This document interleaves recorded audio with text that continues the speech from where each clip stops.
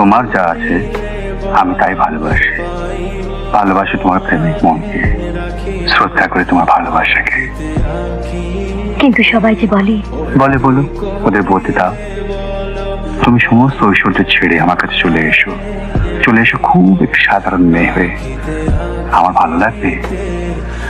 আর তোমার মাকে জানিয়ে দিও যে তার সম্পত্তির উপরে আমার এক ফোঁটাও লোভ নেই।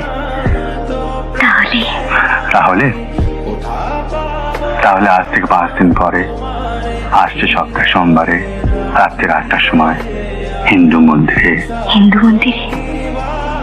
আমাদের বিয়ে হবে। আর বিয়েটা হবে একটি মেয়ের সঙ্গে একটি ছেলের। কোন রাজকন্যার বিয়ে নয়, সম্মানিত তার বোনের ভাইয়ের বিয়ে নয়।